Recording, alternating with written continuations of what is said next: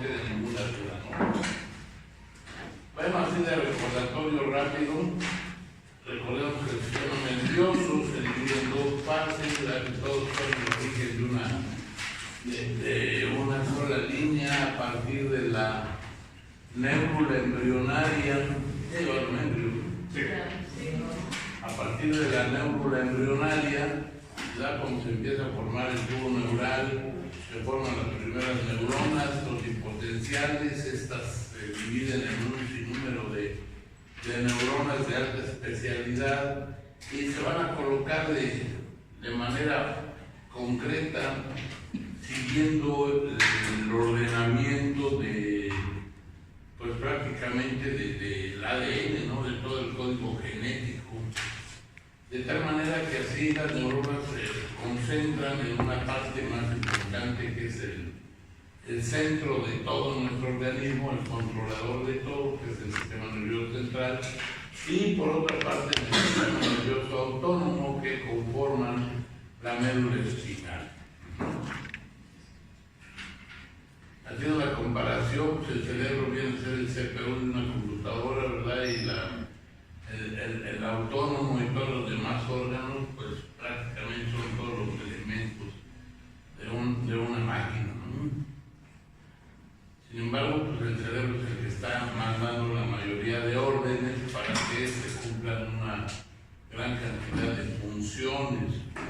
Que tenemos dos tipos de neuronas en términos generales, unas que son sensitivas y que van de fuera hacia adentro, hacia la parte central, ya sea al cerebro o a la médula, y que conectan a todos los órganos para que la sensibilidad, todos los estímulos que se produzcan lleguen y se hagan ya sea conscientes en la corteza cerebral o bien que respondan a una acción autónoma totalmente cuando llegan a la médula espinal, que en el trayecto, porque habrá axones, habrá vías nerviosas demasiado largas, se van a encontrar con algo que llamamos los ganglios nerviosos, como este,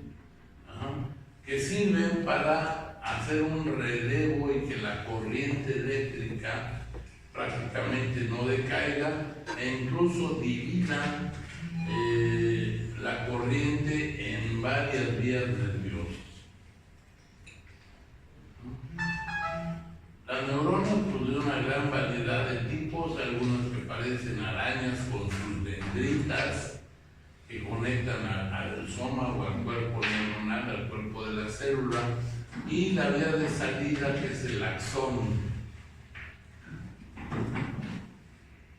Ahí vemos una neurona de la glía, parece una cucaracha parcona, pero todas estas zonas, todas estas patitas son las dendritas, y esto sirve para que se interconecten un sinnúmero de axones de otras neuronas y puedan llevarse a cabo diversidad de funciones. Y una vez que estas se concentran en el cuerpo neuronal y manda alguna orden, que sale por el axón para llegar a un órgano blanco, ¿verdad? O a un órgano de choque.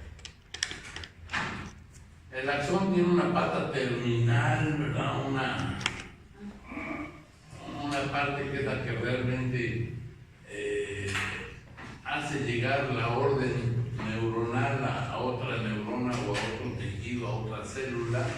Sin embargo, no se pega, no se adhiere a este otro órgano choque o célula blanco, sino que tiene un espacio separado, un espacio virtual que separa ambas células y que activa o desencadena una despolarización, o sea, un estímulo eléctrico a través de las vesículas axonales o vesículas sinápticas, las cuales, una vez que llega el impulso eléctrico, liberan una sustancia que es la que va a estimular a la célula siguiente. De tal manera que, bueno, en este caso son células musculares, llega el axón y el axón libera una sustancia estimuladora, ¿verdad?, que es la que irrita o activa a los sensores de las siguientes células y esto le va a producir pues una función o una actividad.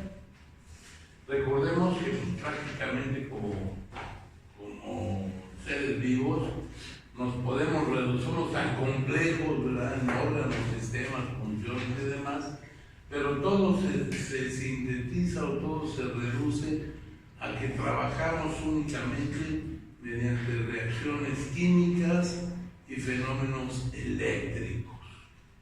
Así de fácil, ¿no? La producción de insulina es porque llega el estímulo, activa a los islotes del Langer que hacen el páncreas libera esta sustancia química, ¿verdad?, que es la insulina, la manda a la sangre, pero pues llegó el impulso a través de un choque eléctrico que activa a las células y liberan esta sustancia química. Y esta sustancia química de la insulina pues se va a ir a la sangre, se va a pegar los eritrocitos, ¿verdad?, va a localizar las moléculas de glucosa, de ahí se va a ir a todas las células del cuerpo y gracias a la insulina va a abrir un canal dentro de la membrana celular para que la glucosa entre y se lleve a cabo la nutrición y el ciclo de Krebs, que va a producir energía, agua y dióxido de carbono, de tal suerte que esta glucosa entra junto con el oxígeno y otros nutrientes y con ello pues mantiene a la célula viva, ¿no? La corriente eléctrica va a correr de manera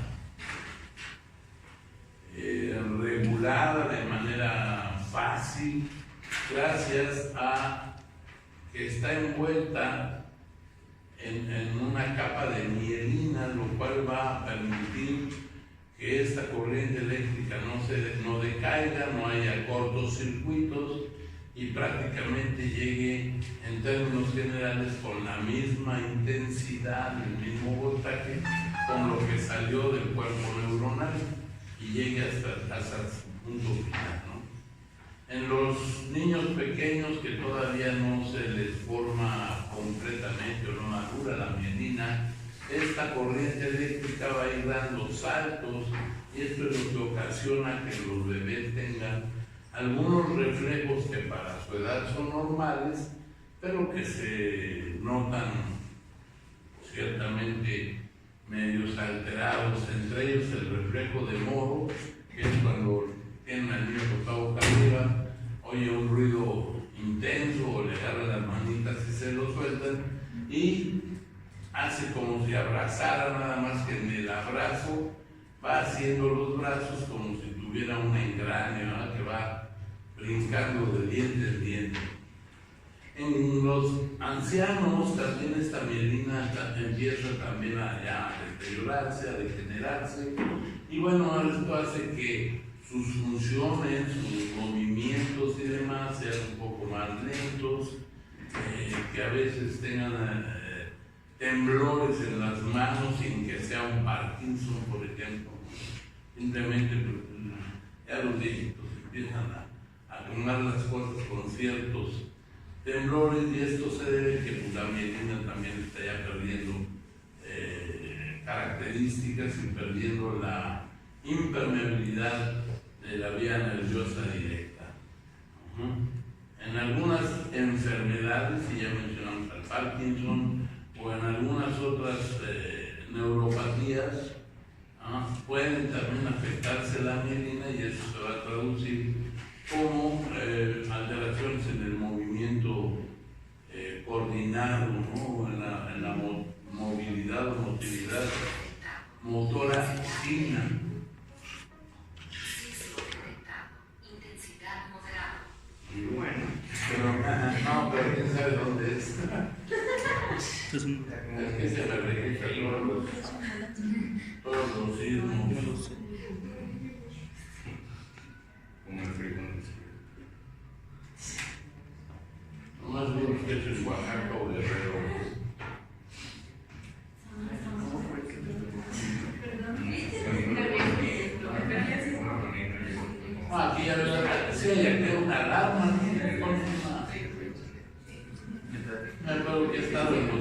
milagro que suenan las cucharas fuertes de la vida. Bien, de las cosas importantes es recordar que todas las funciones eléctricas se sintetizan en la parte más sencilla o en el efecto más sencillo, que es lo que llamamos el potencial de acción. Y el potencial de acción no es otra cosa más que la estimulación de una célula, de una vía neuronal.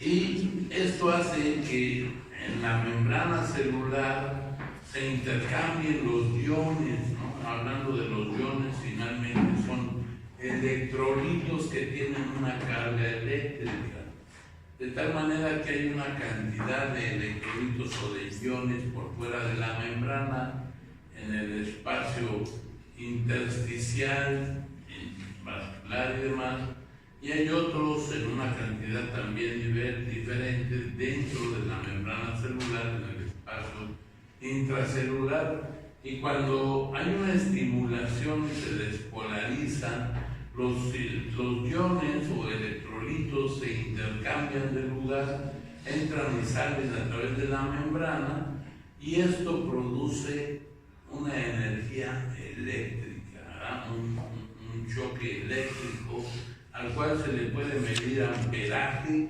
y wattaje, ¿no? De voltios, voltaje. Y dependiendo de cómo sea, bueno, pues entonces se va a despolarizar o se va a intercambiar los iones dentro y fuera de la célula, va a subir la cantidad de voltaje del impulso eléctrico hasta llegar a su clímax, y una vez que llega al clímax empiezan otra vez a devolverse los iones al lado y lado de la membrana celular, a lo cual le conocemos como la repolarización. De tal manera que la membrana celular en estado de reposo, por fuera tiene una carga positiva y por dentro tiene una carga negativa. Cuando llega el estímulo que desencadena este choque eléctrico o despolarización, la carga eléctrica se invierte hasta llegar al máximo, que es cuando llega al clima, y finalmente se va recuperando, se va repolarizando hasta que vuelve a quedar en estado normal. Una vez que esto ha sucedido, la membrana y la célula misma tienen que entrar en un breve periodo de reposo para que esté preparada a recibir otro tipo de estímulo. De tal manera que para que esto suceda se requiere de un estímulo que contenga un tiempo determinado mínimo y un voltaje también mínimo, de tal manera que si este voltaje o este tiempo es menor al mínimo necesario para que la membrana se excite o se despolarice, pues no va a pasar nada. Simplemente la célula y el tejido y todo se cansa. A esa cantidad mínima de voltaje y tiempo de un estímulo para que una célula se active y tenga un potencial de acción, le llamamos umbral. Y sabemos, y de manera coloquial, cotidianamente hablamos de umbrales. Hay quien habla mucho de eso, que tiene un umbral al dolor muy alto o muy bajo, ¿no? Bueno, pues esto implica que la cantidad de estímulo que despierta dolor en cada persona pues va a ser diferente, y habrá personas que toleren muy bien el dolor y no se quejen tan fácilmente, y habrá otros que con un dolorcito mínimo pues están así ya jalándose de los pelos, gritando y revolcándose de dolor. Aquí es interesante porque hablando de dolor y de este umbral de dolor, el dolor implica que para que sea sensible, que lo sintamos, no solamente incluye a los nociceptores, o sea, los receptores nociceptivos, sino que tiene también injerencia, tiene también participación el medio sociocultural de cada persona, la experiencia al dolor previo, en términos generales, de tal manera que nosotros ya cuando les toque, sobre todo cuando les toque químico, ahí lo van a ver, mujeres que llegan del campo o de zonas rurales y demás, que aguantan mucho. Esas llegan, tienen sus partos, tienen sus contracciones y se la pasan tranquilas, ¿no? Y algunas incluso ya que han tenido 2 o 3 hijos, llegan y parece que están obrando al niño, sin mayor esfuerzo, nomás pujan y va para afuera. En cambio llegan alguna otra que sea estudiante, profesionista, del medio citadino, ¿verdad? Y más son, como dicen, medias fifis. Esas con los primeros colitillos de trabajo de parto, se jalan los pelos, se le mueven canguitas, me hacen aspavientos, los ustedes se hacen. El estímulo doloroso para ambas mujeres es el mismo, solamente que cada una va a tener un umbral diferente, y no es que una tenga una sensibilidad mayor al dolor y la otra no le duela, sino que es la manera de percibir el dolor y de cómo su mente, ¿verdad? Su cerebro percibe esta sensación dolorosa y cómo lo interpreta y cómo responde a ella. Entonces, para que se lleve a cabo un potencial de acción, necesitamos un estímulo con un determinado voltaje y un tiempo de permanencia de ese voltaje para que lleguemos al umbral, y en ese lapso de tiempo en que se llega al umbral llamamos periodo de latencia.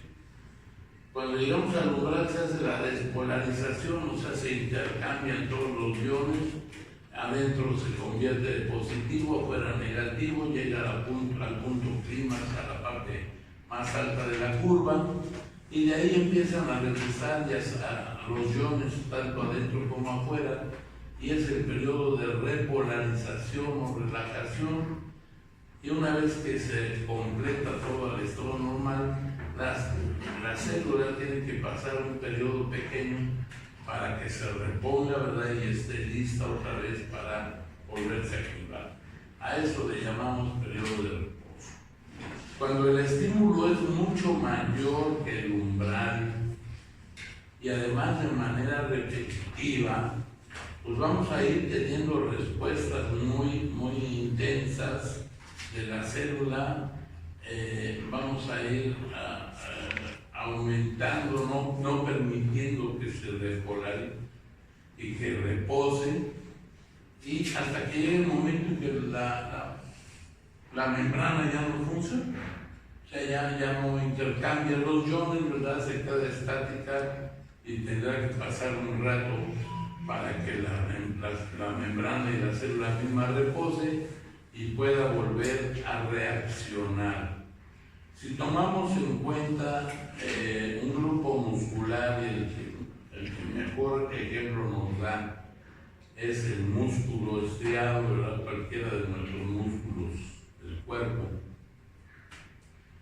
Ante un estímulo repetitivo, el grupo muscular se va a estar contrayendo, y si este estímulo es demasiado intenso y permanente, no permitimos que el músculo se relaje, y entonces se va a quedar en una contracción sostenida. Esa contracción sostenida le llamamos tetania. Y en el caso de células musculares o de grupos musculares, como llega el momento de tetania y dentro de la célula se está consumiendo la energía y el oxígeno a gran velocidad, está quemando oxígeno y glucosa en el ciclo de Krebs a gran velocidad hasta que se va agotando,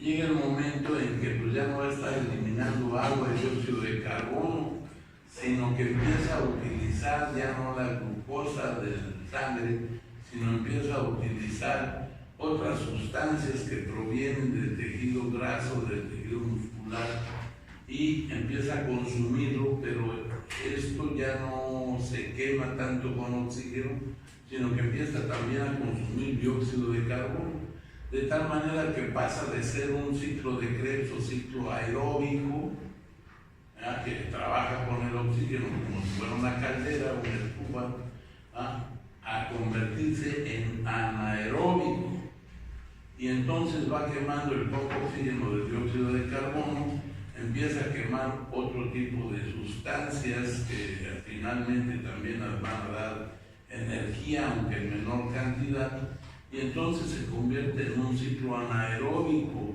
solo que el residuo que queda ya no es agua, dióxido de carbono, sino que empieza a producir ácidos, entre ellos ácido pirúvico, enolopirúvico y ácido láctico. Y como estos tardan más en metabolizarse y eliminarse, se acumulan en el tejido e irritan a los receptores nerviosos y fundamentalmente a los receptores nociceptivos, los irritan y ocasionan dolor. Por esa razón es que cuando alguien pues hace un esfuerzo fuera de entrenamiento, subió demasiadas escaleras rápido, dice, ya se me echó la carita de 5,000 metros que están anunciando en el municipio, ¿no? Pero si no has entrenado, no haces una jalada y te regresan a los berros, ¿no? Y te la echa una de dos, con el trayecto se acalambra, o bien la termina todo cansado, ¿verdad? Pero el otro día está que no se puede ni mover, porque sus músculos están llenos de ácido láctico y tiene un embaramiento, tiene un dolor muscular muy intenso. Pero a veces da calambres sin que hagas ejercicio. A veces pueden darte calambres sin motivo alguno, claro, pero eso se debe más a estimulación nerviosa, a ver, usted afuera de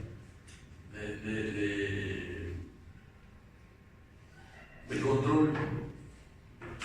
De todas maneras, el calambre siempre te va a dar porque hay alguna actividad o algún movimiento inesperado. Tú puedes estar acostado, sentado, ¿verdad? Y de repente empiezas pensando, por ejemplo, lo más común es en las pantorrillas. Ya estuvimos ahí un rato sentados, nos empezamos a menear, ¿verdad? Y de repente torcemos algún tornillo o apretamos la pierna o hacemos algo que ocasiona un movimiento intenso o un movimiento un poco lastimoso, y entonces se desencadenan los potenciales de acción a alta velocidad y te empieza a dar el calambre. Ya normalmente no te da de la nada sin estar en paz, en relajación total, sino porque está yo acostado, empiezo a mover los tobillos y de repente te queda el tobillo así todo doblado y te empieza a doler. O sea, siempre hay un algo desencadenante que te desencadena esos potenciales de acción repetitivos y te producen una espontánea. Lo que decíamos hace rato, ¿verdad? Todas las sinapsis llegan, se colocan en las dendritas y en la membrana celular del cuerpo neuronal, se conectan con estas, llegan un sinnúmero de estimulaciones, llegan un montón de potenciales de acción que la estimulan adentro de las células, se van a ejercer diversas funciones, echan a andar a las mitocondrias para que se hagan los ciclos de Krebs, echan a andar a los ribosomas para que se lleven a cabo otro tipo de funciones, etc. Y finalmente se genera una respuesta que va a salir como potencial de acción, como carga eléctrica, a través del axón y que va a correr libremente, fluidamente, gracias a la mielina.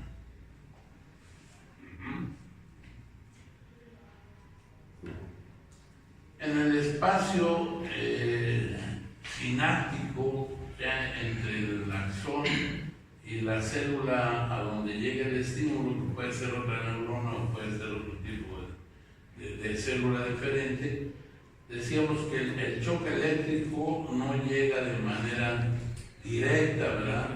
Sino que llega, rompe estas vesículas presinápticas, estas liberan un mediador químico, y ese mediador químico es el que irrita o el que produce el estímulo para que la siguiente célula también desarrolle su potencial de acción.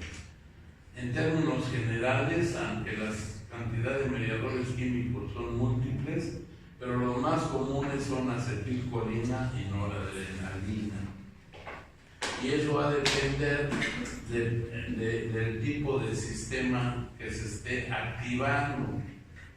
Si se activa un sistema adrenérgico o simpático, pues va a liberar adrenalina, y si se activa un parasimpático, va a eliminar acetilcolina. Es un colinérgico. De ahí viene la palabra anticolinérgico, que son, por ejemplo, la butildiosina, ¿no? Un medicamento para los dolores de panza, los cólicos, los dolores menstruales. Usamos un anticolinérgico. ¿Qué significa? Pues que es un medicamento que va a bloquear la liberación de un colinérgico como la acetilcolina para que los nervios no estén estimulando a la membrana del músculo liso, ya sea del intestino, de las trompas de falopio o de la misma matriz. Y entonces, al no haber tanta liberación de esta acetilcolina o estar siendo eliminada rápidamente, pues va a evitar que haya contracción y con esto va a evitar que haya dolor. ¿Queda? Bien, una vez que ha salido el mediador químico y ha estimulado a la neurona base, se va a liberar también una enzima que es el limpiador, porque si se quedara ahí el estimulante, pues va a estar estimulando de manera permanente y podrías caer en tetania. De tal manera que necesitas un limpiador para que este espacio presináptico quede limpio y listo para otro estímulo. Entonces, en el caso de la acetilcolina, pues va a haber una acetilcolinesterasa. Toda sustancia que termina en asa es una enzima. Y con esto pues lo limpia y queda listo el espacio como para volver a ser estimulado.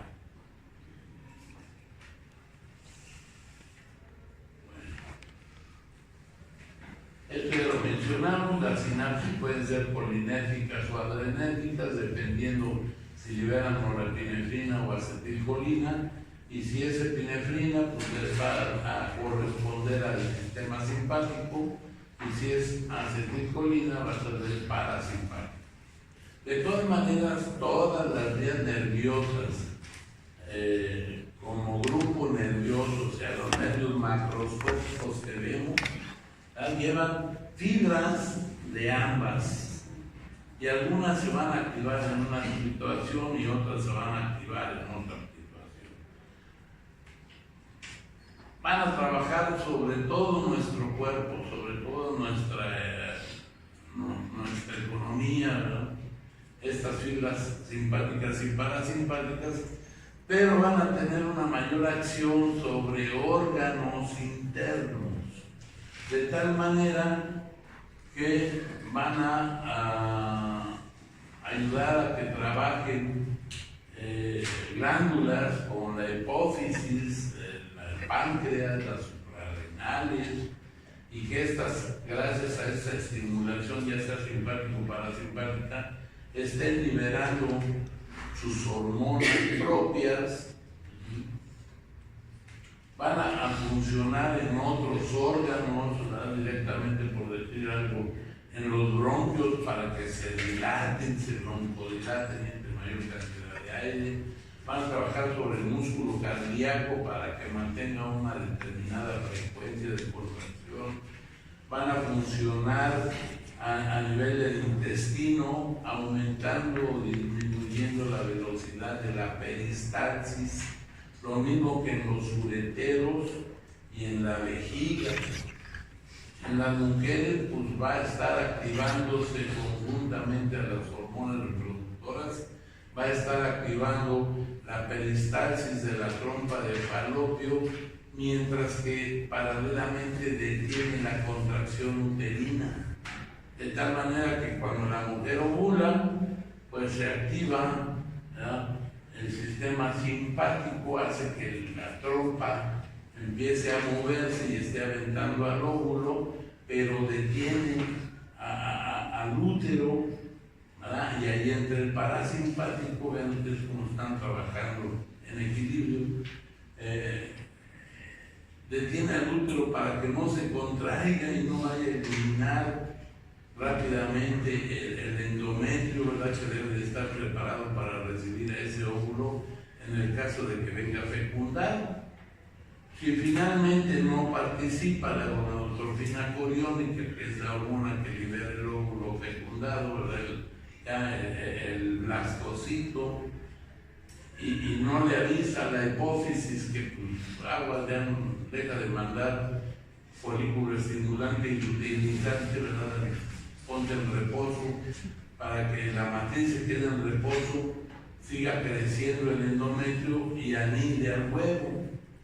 Pero si esta hormona no es capturada como estimulante para que esto suceda, pues simplemente cuando llegue el momento, ¿verdad? Dices, pues no, ese huevo no estaba fecundado, o no llegó bien, o no se implantó bien, y de todas maneras vuelve a entrar ahora sí el simpático, hace que se contraiga el útero y desprenda el endometrio y tengamos una menstruación. O sea, vean ustedes cómo están trabajando en paralelos, ocasionan una función, unos, otros, una otra función, otros, pero finalmente están en un equilibrio. Mencionamos también esto de la barrera hematoencefálica, en donde gracias a las meninges y gracias a todo un sistema complejo inmunitario, el cerebro y la médula espinal son los órganos más delicados de nuestro organismo y quedan protegidos de la llegada de sustancias o de seres vivos dañinos, lo cual pues, va a impedir que penetren hacia el tejido neuronal y lo dañen. Obviamente pues tiene un límite, ¿no? Pero esta barrera impide y protege a este tejido nervioso, incluso lo protege de cambios bruscos de temperatura, impide que entren virus, bacterias, sustancias. Sin embargo, algunas sí pueden penetrar, ejemplo, las drogas, todos los tóxicos de nicotina de un cigarrillo, se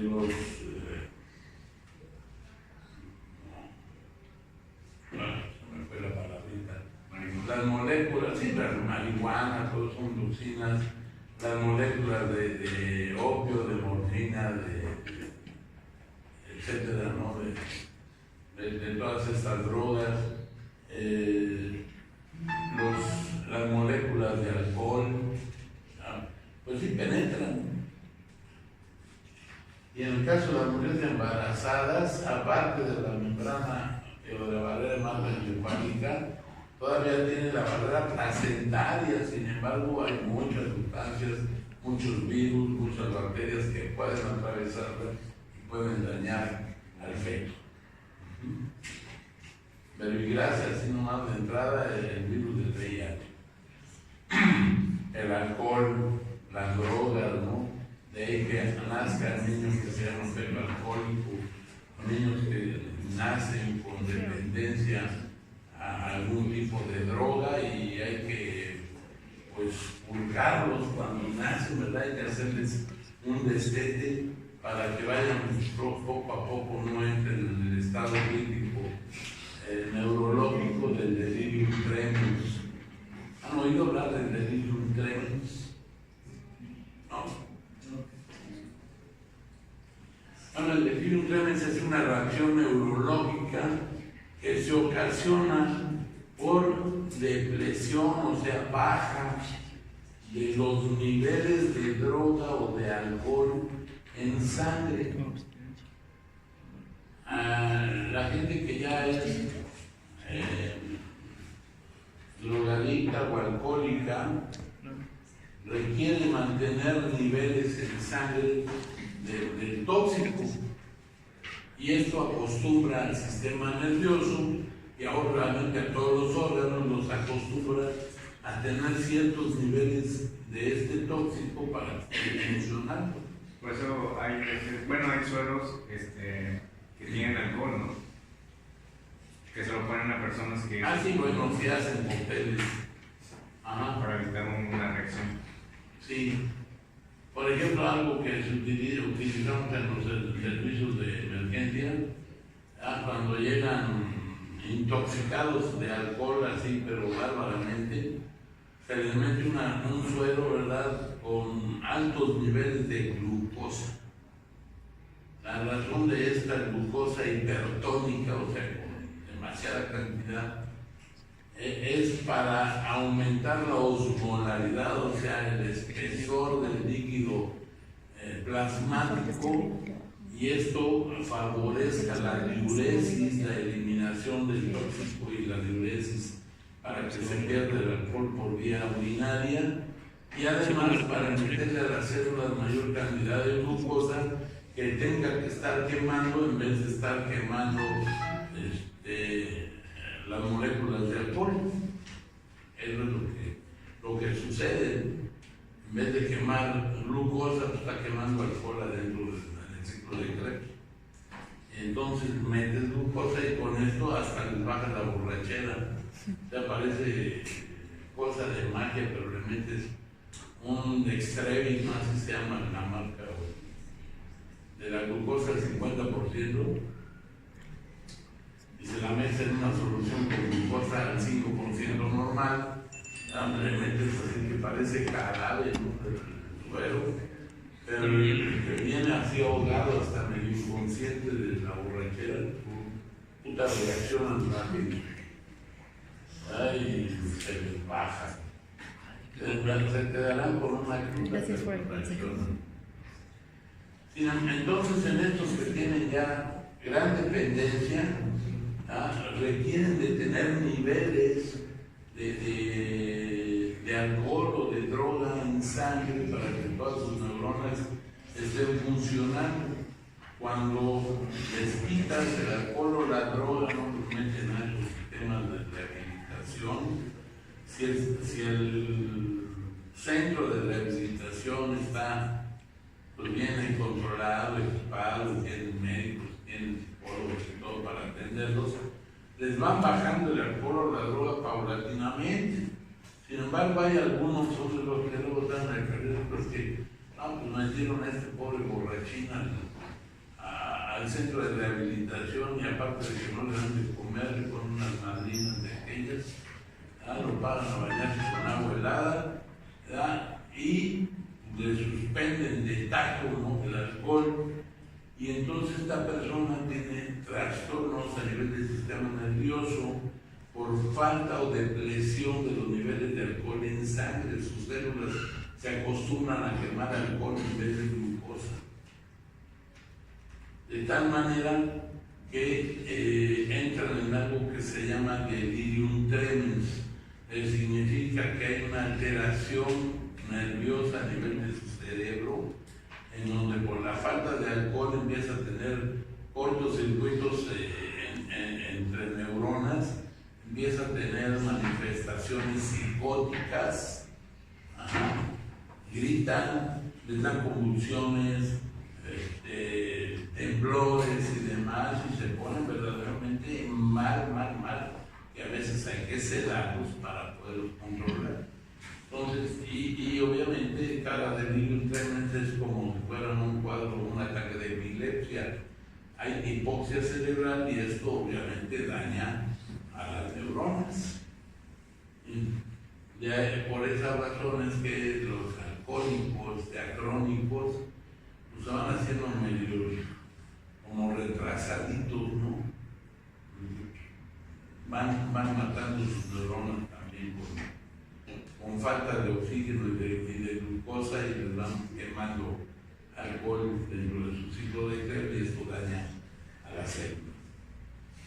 Y esto pues, también pasa la barrera placentaria, pasa la barrera hematoencefálica en el feto y hay niños que nacen con dependencia a cocaína y a heroína o a alcohol. No tanto a marihuana, eso es todavía más o menos dañina. Sin embargo, por más que hagan ahora con el uso lúdico de la marihuana, ¿verdad? Siempre ocasiona daños, muchos daños. Es que es como el tabaco, como el tabaco. Sí, se fuma, se come, se unta, se toma. Ahora es que la marihuana le han hecho muchos arreglos para que puedas hacer brownies, y haces pastelitos, o haces nada, haces el cachis,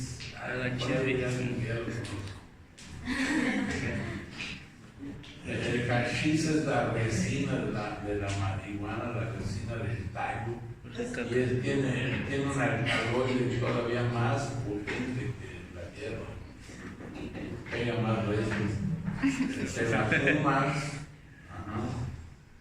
Si la mezclas con alcohol se absorbe a través de la piel y ahí no te intoxica tanto y sirve desde años ancestrales. Esto no es nuevo.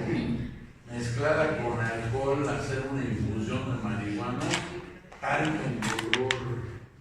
A partir de eso es que empezaron a buscar el uso terapéutico.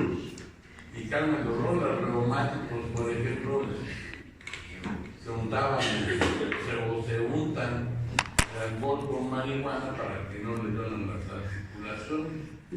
Y otros, en vez de mezclarlo con alcohol de 96, lo mezclan con aguardiente. ¿Verdad? Y pues le echan un trago, se agarran un poco.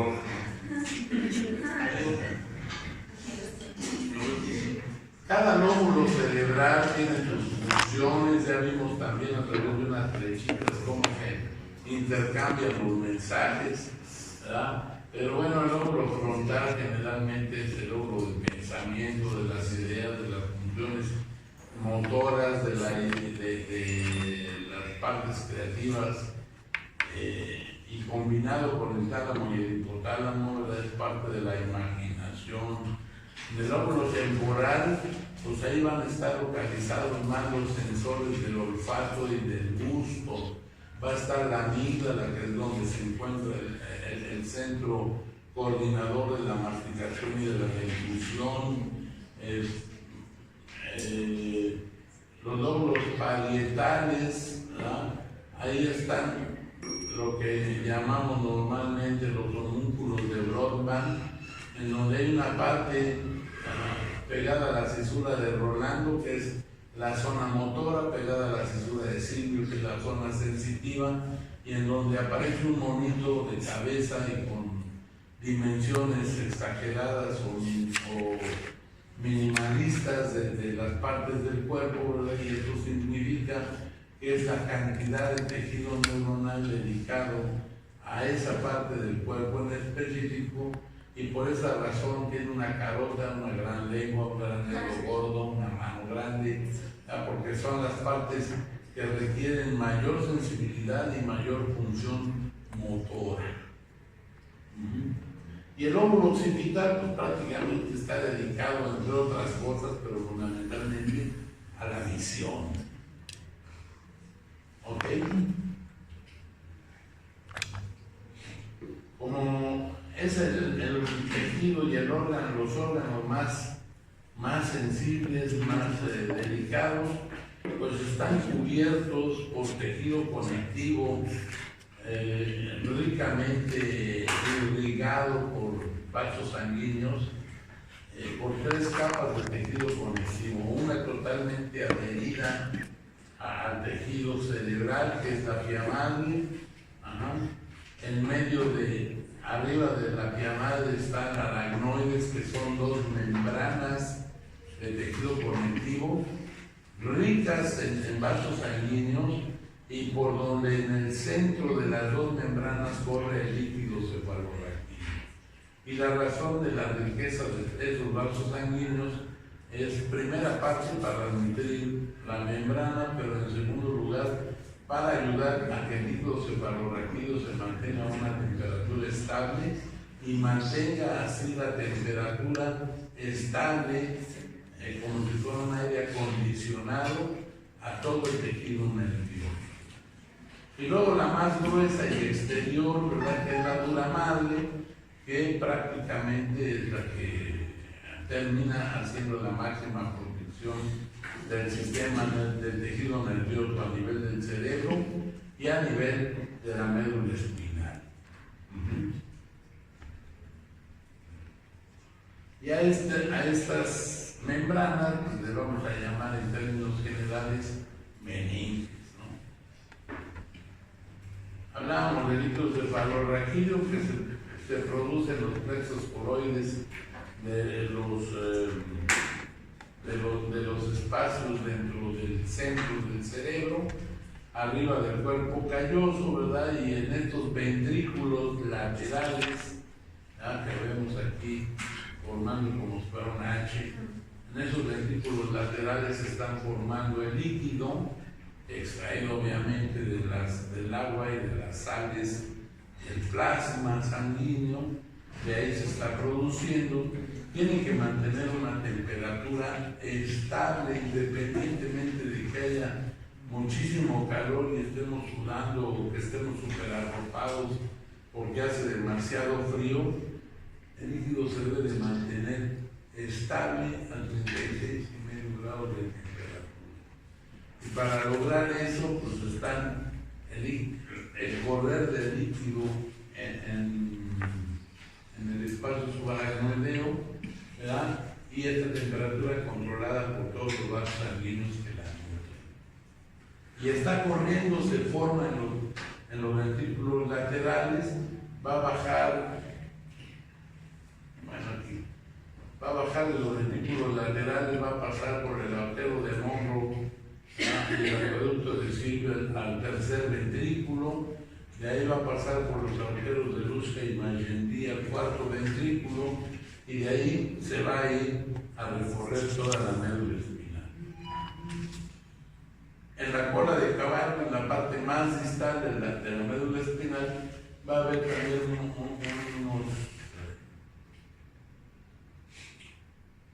un lugar anatómico en donde se absorbe o se reabsorbe este líquido, pasa al torrente circulatorio y pues simplemente va a mezclarse con el plasma de nuevo para volver a reciclarse.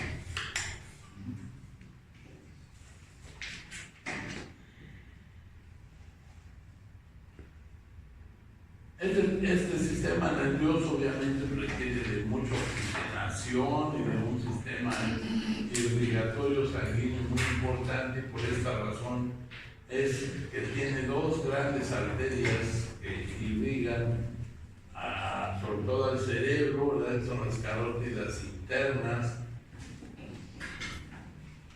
Y estas carótidas internas se van a hacer un entramado en la base del cerebro de manera hexagonal que se llama polígono de Willis. Y del polígono de Willis van a salir las arterias anteriores o comunicantes anteriores, las laterales, las posteriores y luego las vertebrales. De tal manera que esto va a dar una irrigación extraordinariamente rica a todas las neuronas para proveerlas de todos los nutrientes y del oxígeno que requieren para que todo esto esté trabajando. Mencionamos ya las funciones de los lóbulos.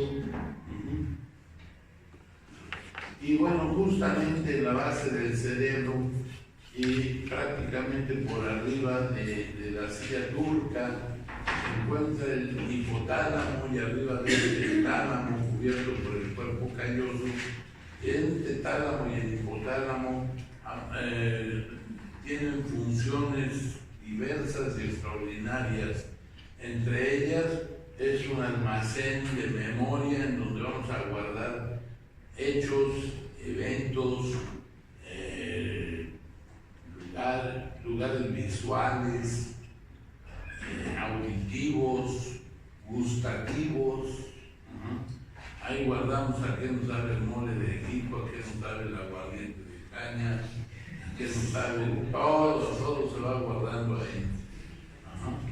De tal manera que de manera inconsciente los tenemos ahí solamente cuando tenemos algún momento determinado, algún estímulo determinado o durante el sueño, van a salir estas imágenes, van a salir estos recuerdos y lo vamos a percibir como un sueño.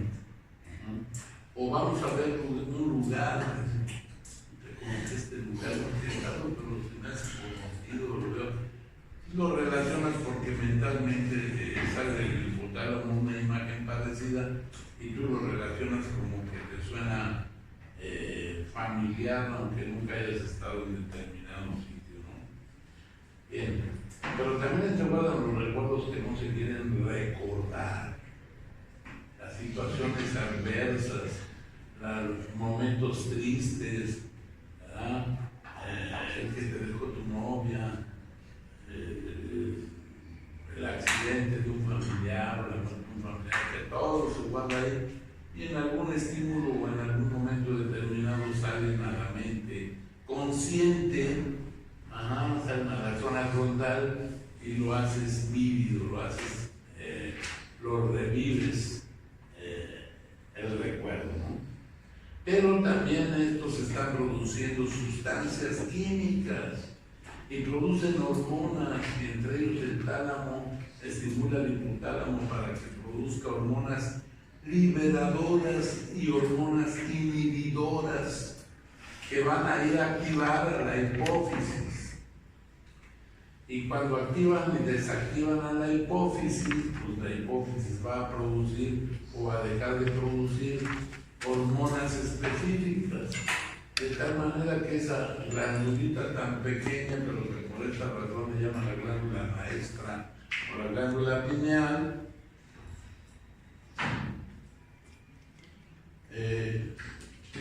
pues va a controlar la mayoría de órganos y de glándulas de nuestro organismo. Así pues tendrá hormonas que activan a la tiroides, a las suprarrenales, al páncreas, al mismo hígado.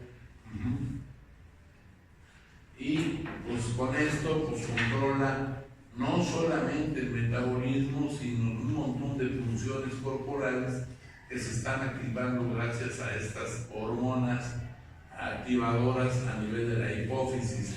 Pero la hipófisis no trabaja por su cuenta, decíamos, trabaja gracias al hipotálamo, que produce hormonas inhibidoras y hormonas estimulantes para que se active o desactive la hipófisis.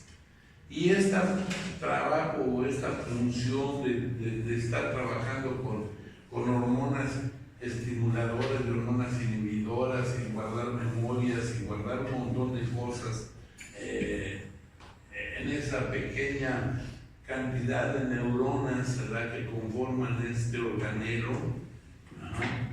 Ahí también se va a concentrar lo que llamamos el reloj biológico y el ritmo circadiano.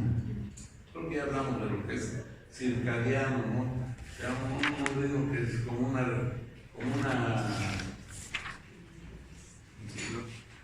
carátula de reloj, ¿verdad?, que va trabajando de manera circular, pero que a esa le pone horarios, y gracias a eso se activa lo que llamamos coloquialmente el reloj biológico. Y ese reloj biológico es el que nos dice en qué momento vamos a tener hambre, sueño, estado de vigilia, incluso en qué momento nos vamos a ir desarrollando desde la etapa embriofetal hasta nuestro último aliento. O sea, ese es el que nos lleva a la pausa. En el caso de los adolescentes, este reloj biológico es el que dice en qué momento va a empezar a producir el hipotálamo hormona liberadora de folículo estimulante y luteinizante para que empiecen a desarrollarse los caracteres sexuales secundarios y empiecen a producirse las hormonas sexuales. En los varones, los andrógenos, la testosterona, y empiece la espermatogénesis, y en las mujeres pues se active la hormona estimulante del folículo y la luteinizante, y con ello active al ovario a que produzca estrógenos y progesterona.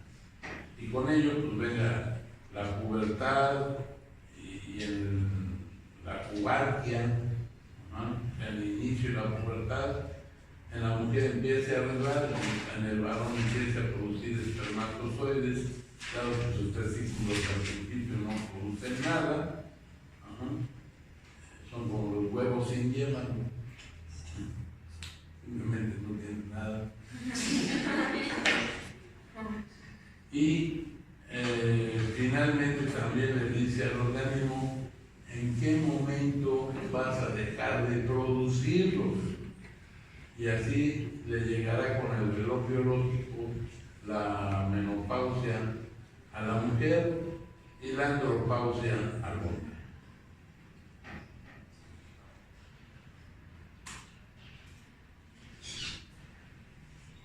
Bueno, esto ya lo mencionamos, el lóbulo frontal, parte del pensamiento, los movimientos, el juicio crítico, la producción de emociones, la memoria reciente y el habla.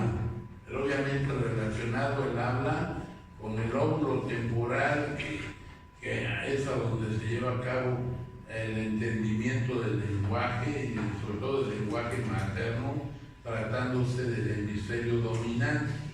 Por decir algo, nuestro lóbulo temporal izquierdo, ahí guardamos nuestra lengua materna, ¿no?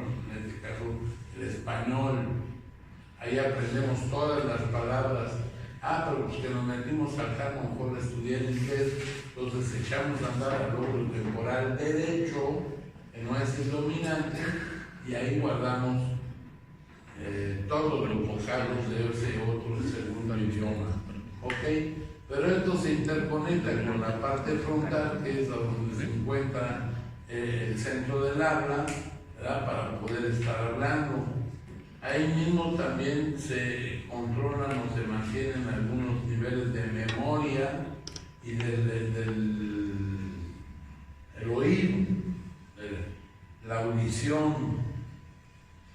En los parietales, pues bueno, ya dijimos que ahí está lo que es la actividad sensitiva, la actividad motora, pero también ahí está un centro que se conecta con el occipital, que es el centro de la visión y del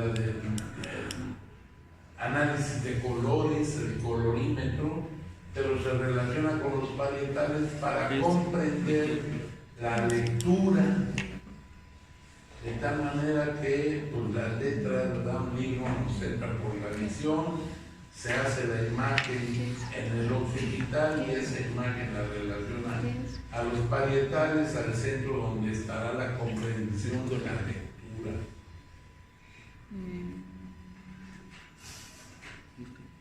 El cerebelo pues, encargado del equilibrio fundamentalmente y de la coordinación motora fina, de tal manera que gracias al cerebelo los que quieran ser cirujanos van a poder estar manejando con mucha delicadeza el bisturí o las pinzas endoscópicas de un laparoscopio o ya seguramente a ustedes les tocará manejar al robot tipo Da Vinci, ¿verdad? Que es una fregonería de aparatos, ¿no? ¿Han oído hablar de Da Vinci?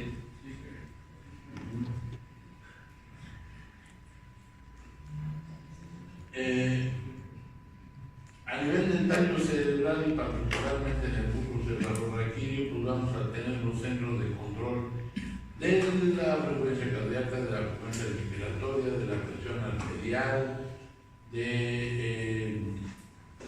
y algunos otros centros particulares como el centro de la masticación, de la deglución, la succión, y algunos otros que sirven para mantener nuestra vida cotidiana, ¿no? El control de la temperatura también ahí se encuentra. Y obviamente pues esto está íntimamente conectado a unos receptores colocados en la bifurcación de las carotídeas, de las arterias carótidas, en que sean los receptores carotídeos que se encuentran en la bifurcación donde se divide la carótida interna de la carótida externa, y estos centros se interconectan al tallo cerebral para mandarle el informe de cómo está la saturación de oxígeno, de dióxido de carbono, de frecuencia cardíaca, de presión arterial y de temperatura. Es que esos centritos ahí en las carótidas son los chismosos que están mandando toda la información al tallo cerebral. El tallo cerebral en sus centros coordinadores manda la orden para que se active simpático o parasimpático, ¿verdad? Y aumente la frecuencia o disminuya la frecuencia cardíaca, la frecuencia respiratoria, se controle la temperatura y con esto pues además ayude a los controles de la presión arterial. Y como eso lo hace prácticamente de manera autónoma, no tiene tanta relación con la zona sensitiva ni motora de la parte parietal del cerebro. Eso está trabajando solito. Ustedes lo mismo, ¿verdad? Vean ustedes que está incluso en la parte temporal, como ahí está el oído, pues también ahí se guardan las memorias del sonido, ¿no? Ahí es donde se aprenden todas las canciones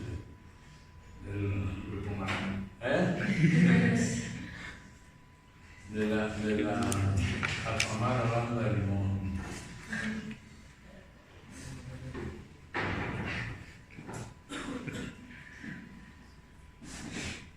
¿Alguna pregunta hasta aquí? Ya fue un repasito raro de veloz, ¿no? En ese pago nos aventamos creo que como 2 semanas. Importante.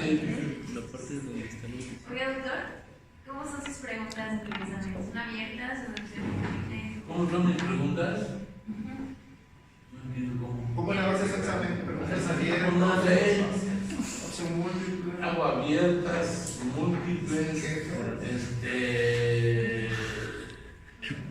decir no, positivo y negativo, pues todas las de cuestionario. No tengo así una referencia.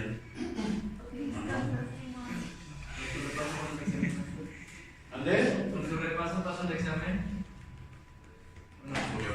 En todo lo que hemos visto. En todo lo que hemos visto. Y hicimos el repaso de hoy, nada más para reforzar algunos conceptos.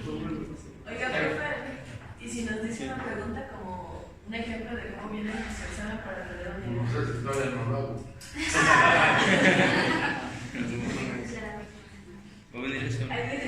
La mnemotecnia, ¿verdad? De los pares craneales, que son 12, que son el foco de todos los daños del sector salud. Y bueno, sí, más generalmente saben a qué se refieren, pero pues, no se acuerdan del orden de estos.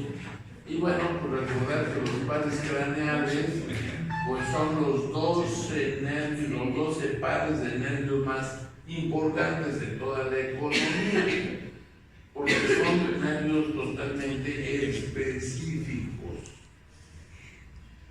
Que por alguna razón el ojo es el que está más inervado con esos nervios especiales, y por esa razón pues tiene cuatro pares dedicados exclusivamente al globo ocular. Y en amarillo vemos lo que corresponde a la mnemotécnica para aprendérselos y poderlos recordar fácilmente, ¿verdad? En orden de aparición. El oros moco patrimoes, que son los primeros 6 y que corresponden al olfatorio, que está dedicado sensitivamente al olfato, con sus terminaciones en la parte superior de las fosas nasales. El óptico, que está conectado de manera sensitiva puramente a la retina y a la fobia del fondo del globo ocular, y que se va a ir a conectar de manera cruzada al occipital. El motor ocular común, que inerva a los músculos laterales del ojo, ¿verdad? Para que el ojo se pueda mover de lado y lado. El patético, que está conectado a el músculo circular del globo ocular, ¿verdad? Para que podamos así mover el ojo en forma circular. Ajá. Y el trigémino, que tiene 3 ramas que salen de un ganglio relevador, llamado ganglio de láser, que tiene 2 partes sensitivas, la frontal y la maxilar, y una parte sensitiva motora, que es la mandibular, y que conecta prácticamente a la mayoría de la cara por su parte interna, de tal manera que tiene 2 ramas puramente sensitivas y una rama sensitiva motora. El motor ocular externo solamente agarra al músculo lateral externo del globo ocular, y es lo que nos permite que podamos mirar por el rabillo externo del ojo, moverlo lateralmente. El facial tiene ramas sensitivo-motoras, es más motor, porque se interconecta con todos los músculos de la cara y es el nervio de la expresión. O sea, es el nervio que nos permite hacer gestos, ¿verdad? Tener una expresión facial. De tal manera que cuando se tiene un daño, ¿verdad? En el caso de una parálisis facial, pues simplemente se paralizan todos los músculos ipsilaterales. María Fernanda, ¿qué significa ipsilateral? ¿Qué? ¿Qué significa? Cuando hablamos ipsilateral o contralateral. Ipsi del mismo lado. Del mismo lado. Y contralateral del lado contrario. Entonces, cuando se dañan los músculos ipsilaterales del nervio dañado, se paralizan y se rompe el equilibrio con las fuerzas del lado contrario, y por esta razón es que la cara se enchueca, ¿verdad? Se va de lado, pero lo que está chueco es la parte sana. Ajá. Y la otra parte está paralizada y no tiene movimiento. El nervio auditivo, que está conectado prácticamente al oído interno, específicamente al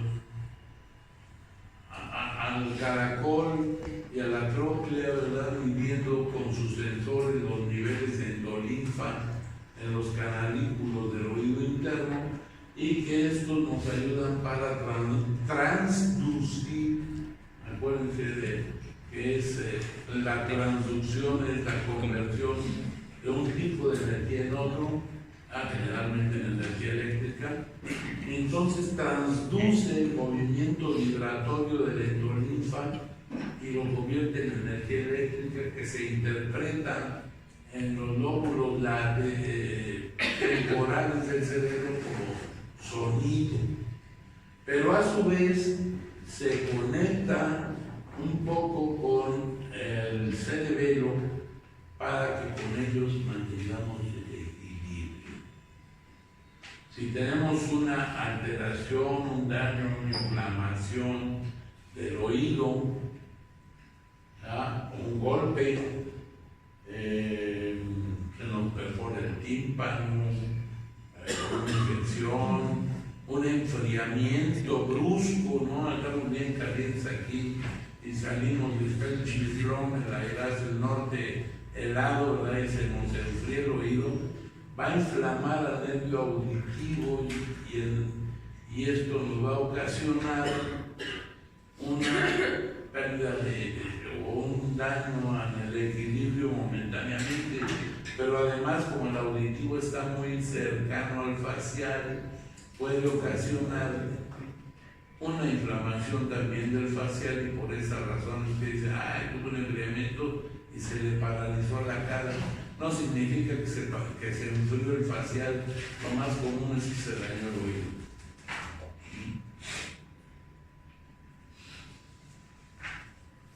El glosofaringio, bueno, pues ese va a estar conectado a todas las papilas gustativas, es un nervio fundamentalmente sensitivo, está conectado a las papilas gustativas y la parte motora está conectado a los músculos de la lengua y a los músculos de la faringe, incluyendo las cuerdas vocales. De tal manera que este nervio ayuda para que percibamos el sabor, se interconecta con la parte interna del lóbulo temporal, ¿verdad? Para llevarle ahí las percepciones del sabor, pero además se activan los músculos de la lengua, ¿verdad? Para que la lengua se mueva de un lado a otro, podamos hablar y a su vez conectado a la tráquea y a las cuerdas vocales para facilitar la deglución y la emisión de voz. El neumogástrico, el décimo par largo, ese lleva impulsos sensitivos y motores, y simpáticos y parasimpáticos.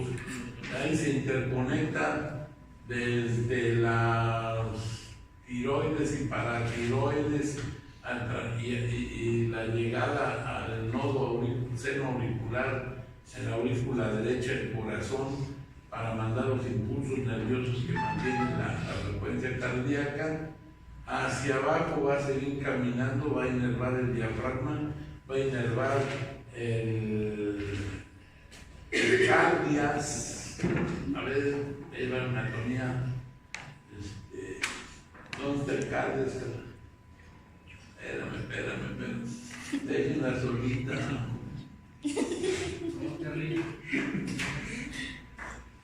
Es la que sacudes, ¿no?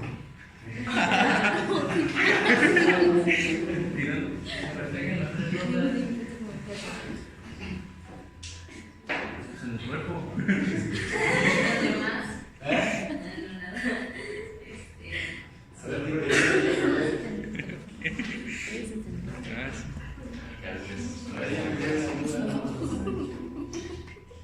¿Le grabó?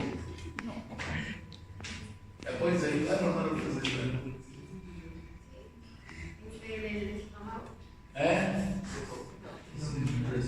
Es el orificio Es la del unión estómago. entre el esófago y el estómago, está primero. Claro, es la primera válvula. Es la válvula esofagogástrica. Esta válvula es la que se abre gracias al neumogástrico, le avisa que el bolo alimenticio viene bajando por el esófago, relaja este esfínter, este cardias, para que pase el alimento y luego lo cierra para que no refluya. Si el cierre falla un poco, pues vamos a tener reflujo, agruras. Cuando se agarran sus papalinas de fin de cursos, ahora sí que se les relajan los esfínteres. Uno de los primeros que se relajan es el cardias, por eso vomita, por la gastritis que se produce el alcohol y la relajación del cardias que les provoca vómito. Y algunos les relajan todos los esfínteres, por eso se orinan, se zurran. Y como pierden la conciencia, pues también y con el esfínter relajado, pierden.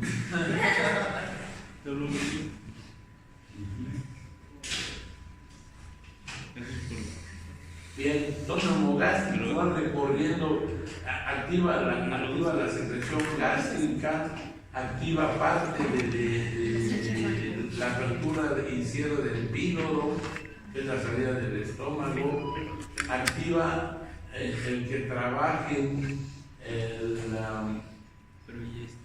el conducto de Pilsu, el cístico, para que se abran y liberen pancreatina y liberen bilis hacia el duodeno, ayuda a activar la peristalsis intestinal, ¿verdad? Así que pues este neumogástrico que tiene función sensitiva y motora, pues tiene un montón de trabajo, ¿no? El espinal pues se agarra prácticamente de manera fundamental y de manera motora, trabaja sobre los estados pseudomastoideos, los escalenos, los trapecios y músculos intervertebrales para mantener la postura y la movilidad y el sostén de la cabeza. Y finalmente el hipogloso que se interconecta con los músculos por debajo de la lengua, pero también con las glándulas salivales. Igualmente tiene conexión sensitiva motora y conexión simpática y parasimpática, y por estas razones que dependiendo de cuál esté trabajando en un momento determinado, se produzca una saliva acuosa o una saliva espesa. Que rápidamente los pares craneales, pues ya los describimos. En rojo los motores, en azul los sensitivos, cómo se interconectan. Ven el neumogástrico, tiene un montón de lados, ¿no? En todo esto ya lo vimos.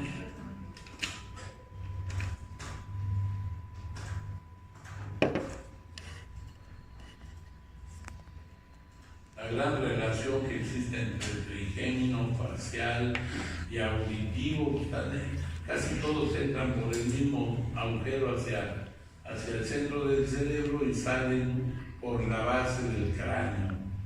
Bien, la parte del tallo cerebral en donde se van a encontrar multitud de centros controladores, de centros nerviosos controladores que activan y controlan un chorro de funciones en un pequeño organelito de 1 a 1,5 centímetros cuadrados, sumamente pequeño pero sumamente importante. La gran relación, ya lo mencionamos, del tálamo y el hipotálamo con la hipófisis, que pues, como decíamos es la glándula principal o la glándula maestra. Y bueno, lo último que vimos fueron las vías nerviosas, de las cuales las principales son la vía piramidal. Esta vía piramidal tiene líneas nerviosas o nervios que van de manera directa. Los que salen del lado derecho van a continuar por el lado derecho del cuerpo, y la línea cruzada que se entrecruza a nivel del tallo cerebral, abajo de la protuberancia, y que lo que sucede en el cerebro derecho va a tener repercusión o función en el lado izquierdo de nuestro cuerpo. ¿Okay? De ahí que gracias a esta piramidal cruzada es que nuestro lado dominante, si somos diestros, ¿verdad? Nuestro lado dominante va a estar conectado al lóbulo dominante, que va a ser el izquierdo, y viceversa, ¿verdad? Si eres zurdo, te va a estar dominando el hemisferio derecho. Que aparte de las piramidales, pues están las vestíbulos vertebrales, hay un montón de nerviosas más, pero finalmente pues, todas tienen una función similar. Y dentro de estas van combinadas fibras simpáticas y fibras parasimpáticas. No significa que el simpático sea un solo cordón de nervio que vaya por su lado y el parasimpático sea otro. No, van combinadas los axones, las fibras nerviosas van combinados y unos van a ir cargando acetilcolina y otros van a ir cargando adrenalina. Y dependiendo de la situación, del momento, de los requerimientos del organismo, será el tipo de sustancia que se libere en el botón sináptico y el tipo de acciones que se hagan dependiendo del mediador químico. ¿Ok? Así que pues volvemos a sintetizar. Solamente somos corriente eléctrica que se produce dentro de la célula con la despolarización de la membrana. Esto activa funciones determinadas previamente codificadas mediante el código genético, el código del armazón de adenina, guanina, citosina y timina. Cada uno de estos diagramas, ¿verdad?, de sustancias equivalen a un mensaje que está contenido en el núcleo de la célula, y dependiendo del mensaje pues, será la acción que se vaya a desarrollar. Y esto va a ser transmitido a través de impulsos eléctricos que finalmente van a producir una reacción química, una para nutrir a la célula y otra para producir sustancias que activen a músculos, que activen a la gastrina para iniciar la digestión, a la saliva para que se inicie con las enzimas salivales la degradación de azúcares, ¿verdad? Y así sucesivamente en todos los órganos y sistemas de nuestro cuerpo, para que pues, todo esté trabajando y dando la función de esto que llamamos la máxima perfección de la naturaleza, nuestro propio organismo. ¿Tienen preguntas? ¿No? ¿Llegaron ayer a su clase de no sé qué? Sí. ¿Eres epidemiología, verdad? Ok, pues apréndansela bien, Hay que vacunarse. ¿Contra qué? ¿Contra qué? Pues ahorita ustedes, pues, todas las mujeres a esta edad, vacunarse contra sarampión, rubiola, papera, virus del papiloma humano, para todos, contra tétanos y difteria. Antes era para puro niño, ahora ya nos toca a todos. El tétanos cada 10 años.